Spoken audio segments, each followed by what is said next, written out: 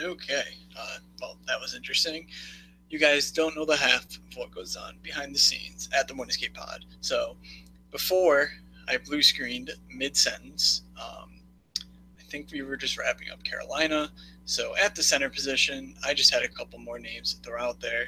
Um, Jean Gabriel Pajot, aka the GOAT, is playing with Mike Hoffman. So technically, it's the third line, and Ottawa, they just despise offense in all of its forms. So I don't think that's anything like a must play. But if you're playing Hoffman, it couldn't hurt to play a guy like Pajot with him.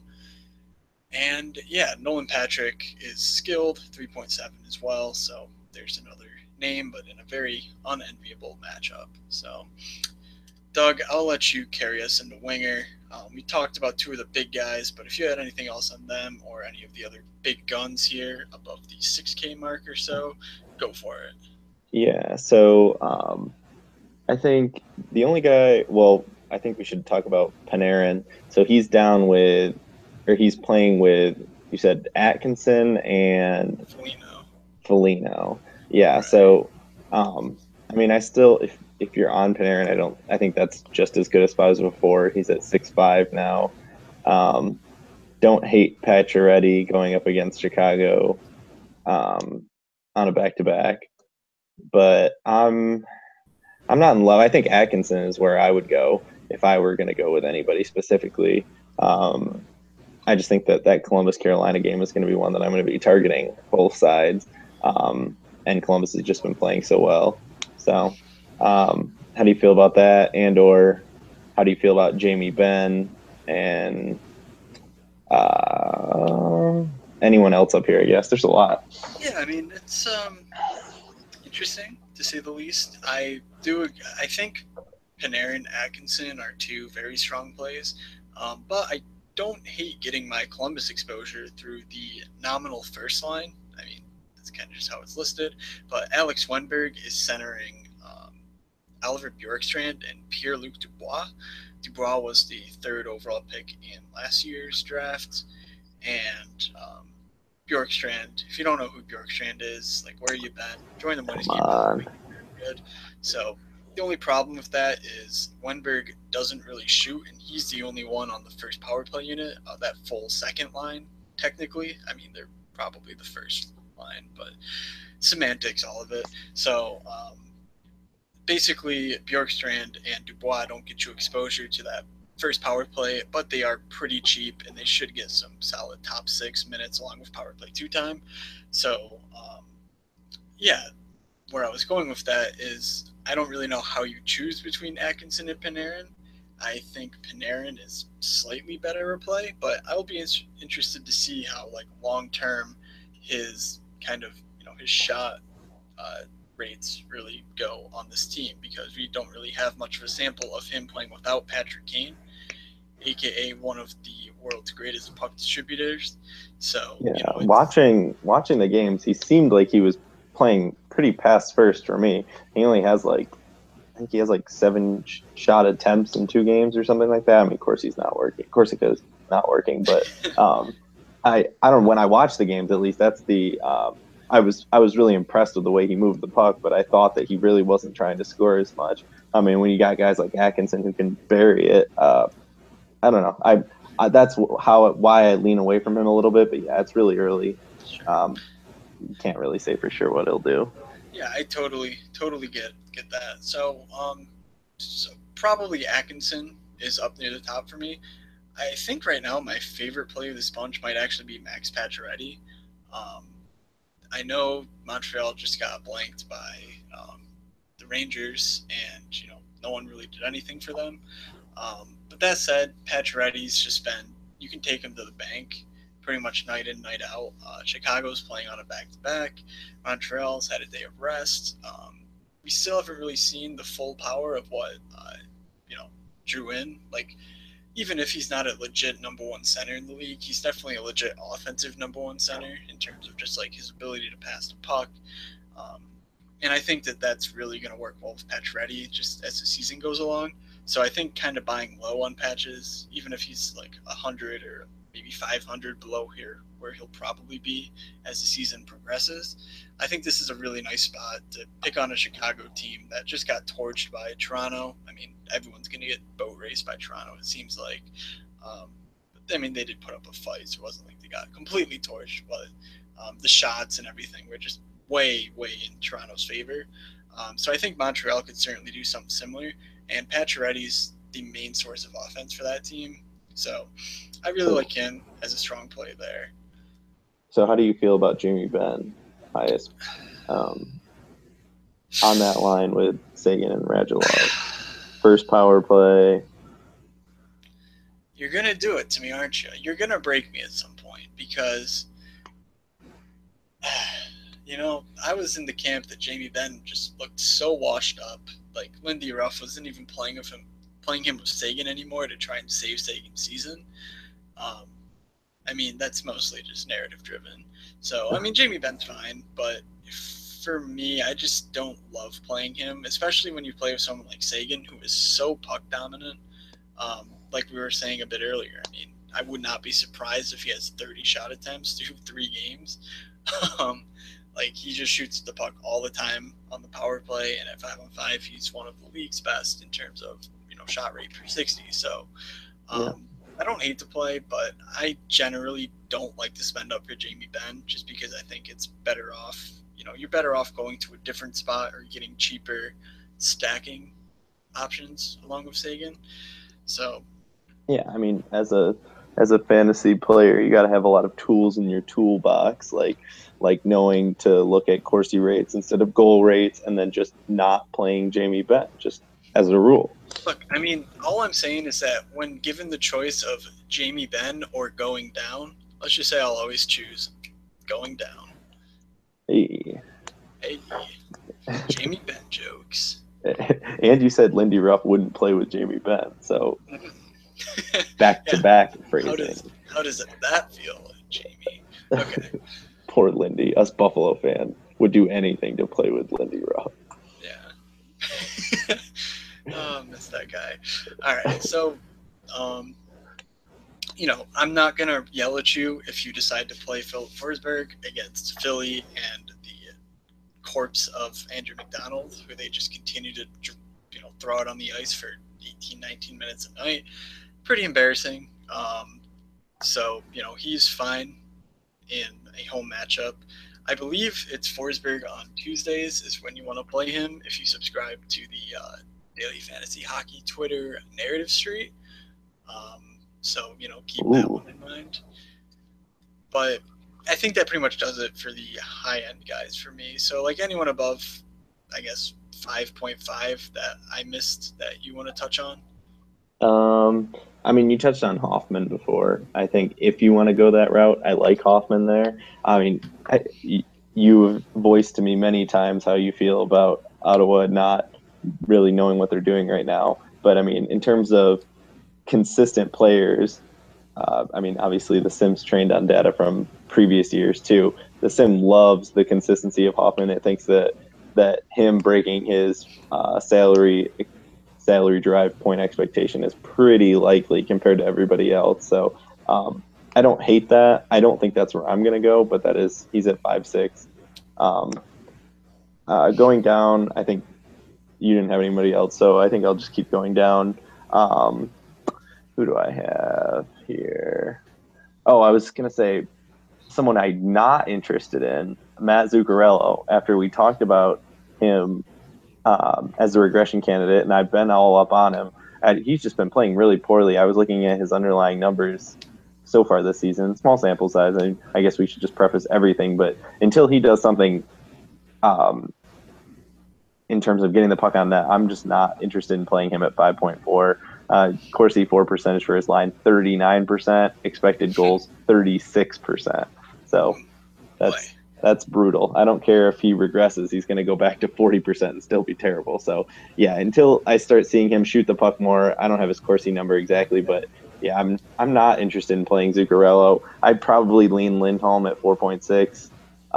He played 31% of the time of teams' time on ice in their last game, so he's getting a ton of minutes at 4.6. So yeah, I mean, I that's love that.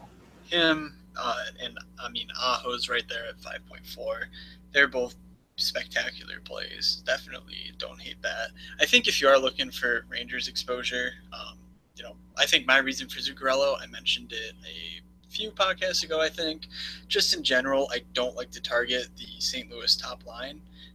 Even without Alex Steen, just in general, last year they closed out the year having just a incredible, an incredibly low expected goals against per 60 when the top six was on the ice. So that's kind of something that I stuck by. And, you just watch them. They're very sound. They have a strong, big, fast defense. So, I definitely think that Zuccarello is fadeable. If you want Rangers exposure, Kevin Shattenkirk on defense, we're going to touch on him, but he is playing all the minutes. He's the power play one guy, and he's Ryan McDonagh's first viable non-Dan Girardi defense partner in forever. So that's always exciting. Besides Aho and Lindholm, who we obviously just touched on, consider Bjorkstrand. Yes. I don't think he's necessary. And then Clayton Keller, I'll be interested to see how Arizona responds to their loss last game. I could see Keller getting moved up and down the lineup just because that's kind of what you do with rookies. When you lose a game, you kind of move them around. And up here at 4.6, if you're telling me he is on the power play 1 and line 1, he's definitely worth a look. I believe in the season opener, he had 9 shot attempts, which was #pretty good. I think that's a fine spot. You mentioned Marchessault a bit earlier. He's also 4.6. So I think those are some of the strong mid-tier candidates that you're going to find yourself landing on, 1 or 2 of them at least. And maybe, all 3 of them, realistically, just because there's so much value here. And, you can spend up on Seguin. You can spend a little bit on defense, too. I mean, it's not all that necessary. But it's definitely not difficult to avoid the punt range. So with that said, do you have any other mid-tier guys, or do you just want to go on to some of your cheaper names?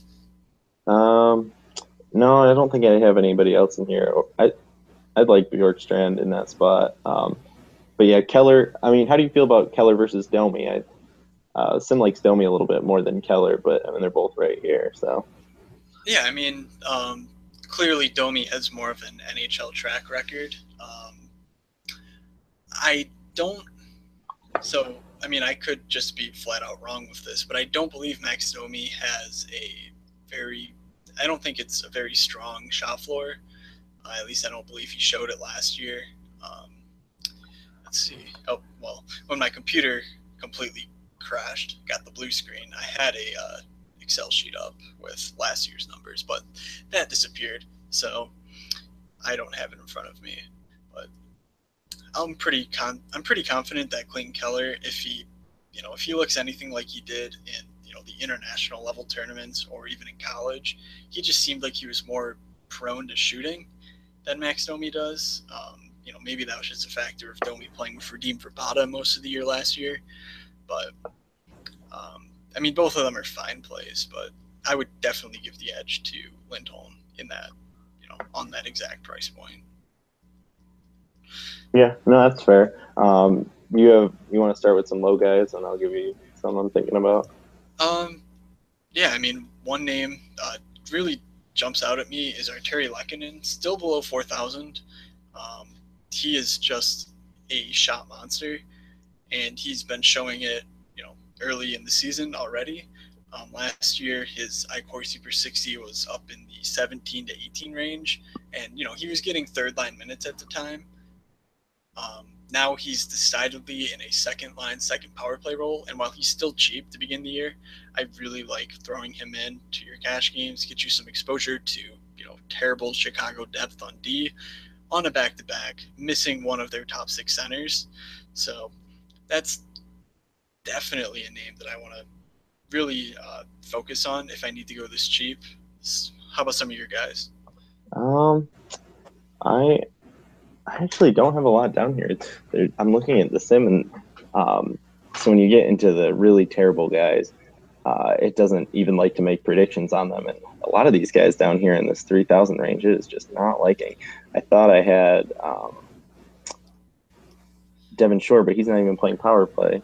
So I don't really have anything good down here. Under 3, I was looking under 3.5. Yeah, no, Devin Shore, last game he did play on the power play 1. So okay, maybe I would, and he was a very consistent. He played 60% of that unit played 60% of the available power play time. So okay. Sam Gagne.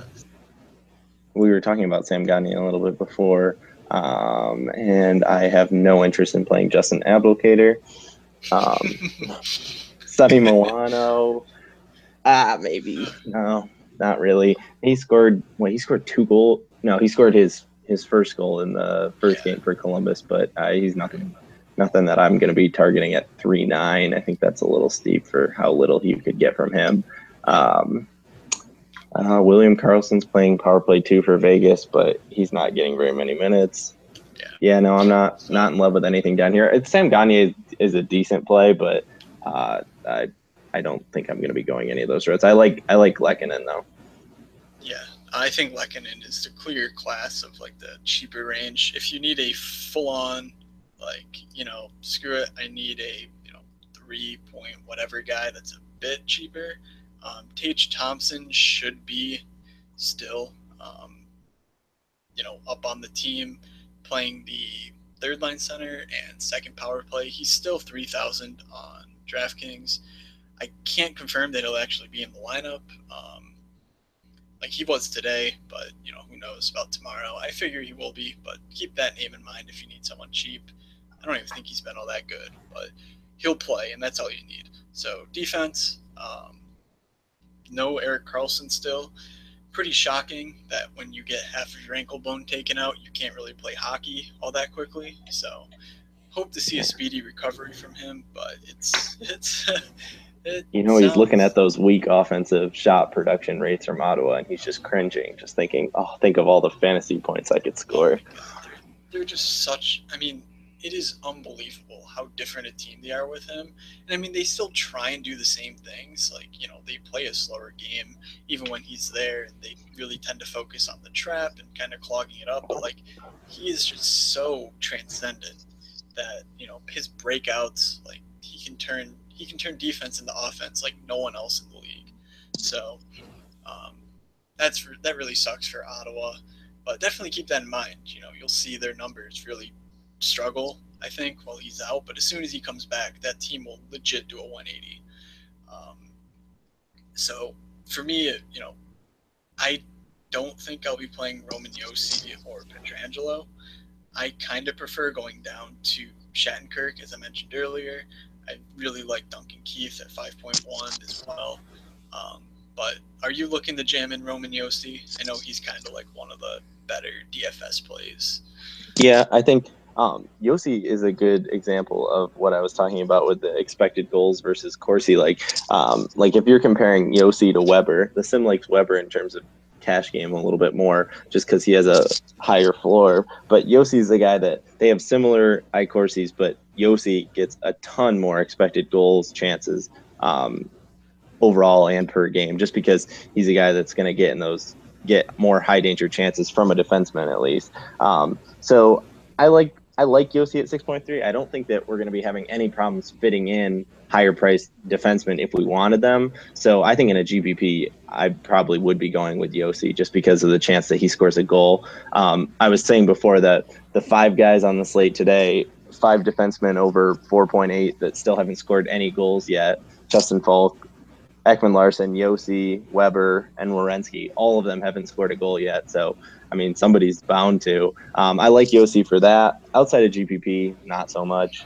I'm going to be leaning OEL and Werenski as well. I think that both of them are better plays. Sure. So, since we don't have DJ on the pod, I'm kind of going to get into a little bit of minutia in terms of what you just said.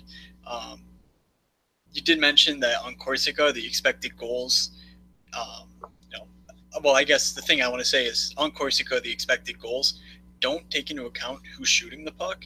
So when you look at a guy like Shea Weber, you're going to see that most of his shots come from, his power play spot, which is left side, right, really close to the blue line. And, when most people take a shot from there, it's not going in. But when Shea Weber takes a shot from there, you certainly can't capture that in the sort of sense that, like, no one has a shot like Shea Weber. So, I mean, he doesn't really fit into any sort of model like that. I know Don't Tell Me About Hearts, like, he's another hockey Twitter guy. He has an expected goals model that does take into account shooter talent. And I don't know if that would do a better job of really kind of telling you that this is Shea Weber's spot. So he's a pretty, he has a higher expected goals from this spot than anyone else would. But I think that is something to consider when you think about guys who have like very set roles. Shea Weber's taking most of his shots on the power play. I don't think that's going to be news to anyone. And obviously, a Shea Weber power play shot from that location on the ice is, infinitely more dangerous than a weak wrister. Josi is much more active on the power play, meaning that he'll actually creep down that left half wall and take some shots from the top of the circles and things like that. So I don't really think that's too actionable in terms of DFS, but it is something that I think is really important to know, especially when you're just looking over numbers, like knowing how they're created, what they mean, some of the nuances. I think that's really kind of where the edge comes in, and where you kind of start to learn to trust your gut when you're looking at things, because you internalize little kind of edges and different factors like that. So yeah, now that DJ's been asleep for 2 minutes listening to the pod, I think we can continue on down the list a bit. I Googled what minutia was, and now I know. So I learned something today. I've never heard that word in my entire life. Interesting. Always be learning, I guess. Yeah, I don't know. It seems, when I looked at it, it seems pretty normal. I don't think I've ever heard that word before. I literally thought you were speaking another language. That is. And I'm not DJ. I know really, English. That doesn't even feel like that, like, strange of a word. Maybe it's like the Berenstain Bears thing, where like everyone, maybe like the simulation kind of glitched and you just totally forgot what that word was, and just forgot how many times you've heard it. It was so weird. Like, I mean, even if I usually hear words that I don't know, I don't look them up, and it was just like, yeah, it was like something in my subconscious was like, you need to know what this word means, but you don't. And I knew that it was common as soon as I heard it for the first time ever. Like, I was, oh, okay, some Inception level shit going on here now. I will second you in saying that, all the guys you listed who haven't scored a goal yet, I don't really think there's too much in terms of recency bias that's going to take effect here. I was going to say that's 5v5 goals, not power play goals. Right. Werenski scored on the power play. Werenski the GOAT. Werenski is back on that first power play unit, in case you were concerned. I know maybe 2 games. I mean, I think it was 2 games ago. They only played 2 games, but yeah. Seth Jones got a couple of shifts on that first unit, so that was kind of weird. But Werenski was back there last game. No reason to suspect that he won't be again. So yeah, those guys, Ekman Larson, Falk, Keith, and Shattenkirk, I guess Werenski too, they're all fine cash plays, and I think you should be fitting 3 of them into your cash game build just because it's so easy to save money elsewhere. But if you need a cheaper guy or two, Alex Edler is 3.9. For Vancouver, he plays like 26 minutes-ish a night, power play 1. He's out there killing penalties, so he's going to have one of the best floors. I know Doug's model really likes him just because he has such a safe floor and a decent amount of upside.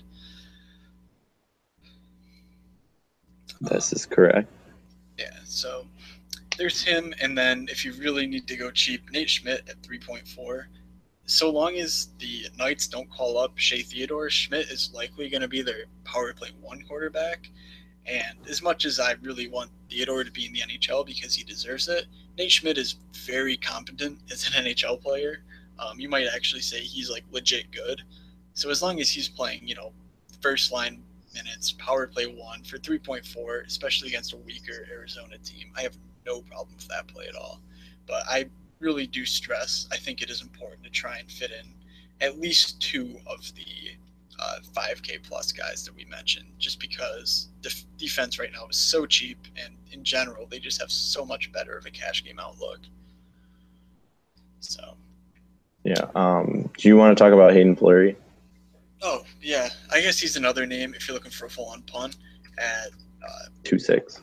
Yeah, 2.6. He's playing on the third pairing for Carolina, but he's one of those guys. Again, another Carolina reference in the Metro division preview, but me and DJ talked about him a bit just because he's one of the. I was telling Doug, I don't actually know if this is true or not, but I kind of consider him to be like one of the top 15, 20 defensive prospects in the entire NHL. And he's like the 7th best prospect on Carolina's blue line. Like, it's pretty crazy, like just how loaded that blue line is. But right now he has a third D pair role, and he is like pretty talented. So in a matchup that we're going to be trying to get both sides of, he's a great way to save some salary if, for some reason you find yourself needing just a full-on cheap guy. So, yeah, I think that'll just about wrap it up. Anything else you wanted to cover? I guess we really covered both of the stacks that I really liked. I like the Dallas one, but I mostly like the Carolina one. Both of them see a lot of correlation between the power play and their 5v5 lines. And then I don't hate Arizona being so cheap. I think that again, another team that plays mostly the same lines for power play and for their 5v5 lines. I think that all 3 of those have decent upside in terms of GPPs, but I'll get some actual numbers out to our loyal listeners next week once I can code up something that'll actually go on the website. But yeah, no, I don't think I have much else other than that. All right, so are you prepared to build the lineup? Oh, I didn't even have DraftKings up. Right. Yes. Well, while you pull that up, let me just mention that yes, we do have a website, morningskapepod.com. If you have not checked it out yet, do. It's really, really useful. Doug, as he mentions a lot, the sim that lives on the site, so you can look yourself. You can sort it by position. There's a salary range that you can filter in and out. You can look at just teams. So if you're like, man, I really want to play an Arizona guy, but I don't know who the best play is, like that's how you get an Arizona guy in your lineup. So it's really cool. It's really intuitive. Everything that you need to know about it is written on the page. And of course, if you have questions, you can always tweet at us or, I guess just tweet at us and yell at us, and one of us will get back to you for sure. But that's really cool. And then again, you can look at last year's performances as well, and kind of see who the best plays were last year, and kind of see if you can learn anything from that and some trends to pick up on. So, yeah, while I vouched for morningskapepod.com, I think you pulled up the DraftKings slate for tomorrow. Yes, sir. So, where should we start this team? We should always start with goalie. Start with the thing we know the least about and go from there. Okay. I feel fine going with Raanta again, especially at only 7.6. I feel like you could do yes, worse. Sir. That's what I was thinking. Too. Okay, let's just go Raanta. Don't talk about goalie again. So, all right, I want to go to defense. I think I want to get my Carolina exposure through 1 or 2 of the wingers we talked about. But I really just want to play Ekman Larsson. Like you mentioned him, I don't even think I talked too much about him, but I just think he's a really, really great play. So wait, is Bobrovsky even on here? I think so. I don't see him on here. Korpisalo's at 7.9. No, yeah, he's the probable starter too. What happened? He's literally not even on here, so something must have happened, right? Or maybe it's just a glitch. Yeah. Okay, yeah, he's when you type in his name, he's there, but he's not on the goalies list. That's weird. Yeah, something really when I imported the data for the sim today, there were some errors in it too. So Oh, I okay. think it might be a DraftKings thing. No, you know what? If you go to the bottom of the page, there's a little check mark that says remove non-probables. And for some reason, I guess because there's a probable for Columbus, he gets removed. Oh, it probably is just because he was probable on Saturday and they haven't fixed it yet. But yeah, that's my assumption too. So there's Bobrovsky. There we go. All right, we're back on track. Swing it back around. All right, where do we want to go first? Now that we have a goalie. Well, I went with Ekman Larsson. If you want to take the other D, we can really kind of close up that. All right, then range. I will take Justin Falk. Okay, overruled. I said that I wanted to get it through the wingers. Screw it. We can take Falk and a winger on Carolina. So let's do it. Yeah, you're right. I'm not thinking ahead. You took Ekman Larsson, but yeah, no, screw it. Now we're doing it. It's happening now. Okay, we're doing it.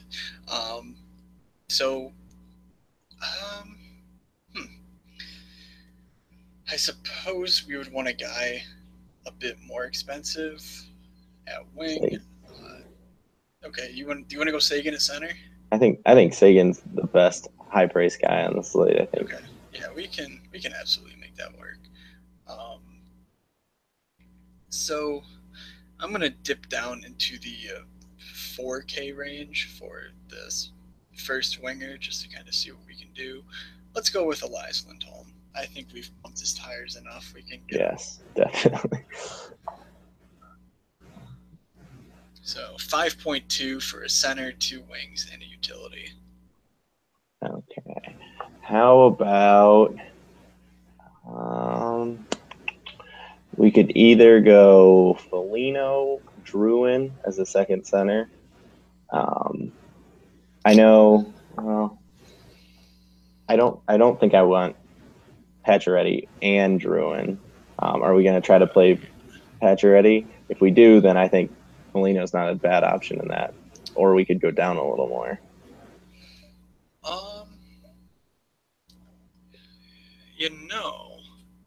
I almost wouldn't hate playing like Lehkonen if you wanted. I mean, there's not really a correlation there between Drouin or Pacioretty, but if you want to spend up a bit, I can see that being a reasonable play. Let's just go with Nick Foligno. I don't love it per se, but I don't love center in general tomorrow. I think your Seguin point gets stronger the more I look at this slate, especially if you're not playing someone like Jordan Staal.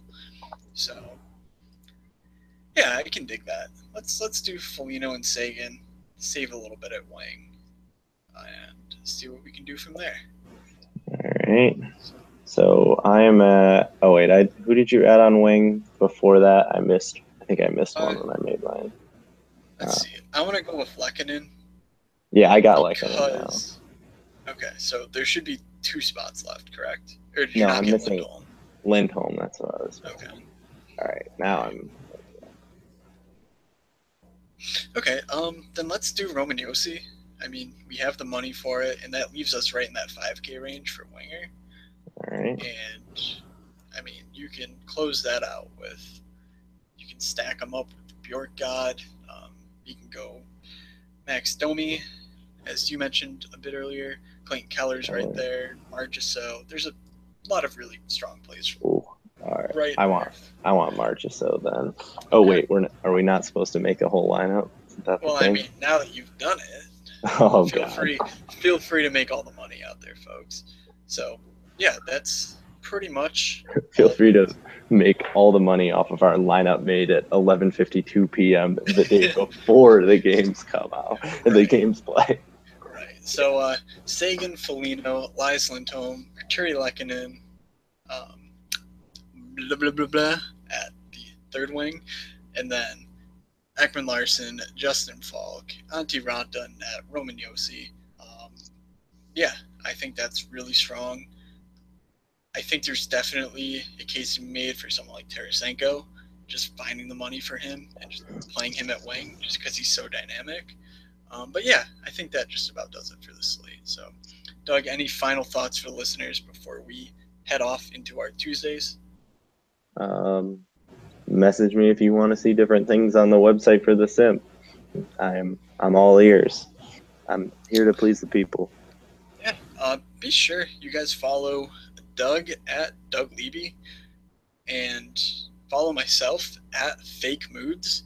My name, Moody Moods, Fake Moods, kind of sounds like fake news. I really liked it. It beat the hell out of Mattman 1398. So I disagree. So yeah, be sure to follow both of us on there. Follow us on Twitter at Morningscape Pod as well. And lastly, go on to iTunes, leave us a review. Tell us what you like. Tell us what you don't like. Leave 5 stars or else DJ will cry. So really appreciate you guys tuning in.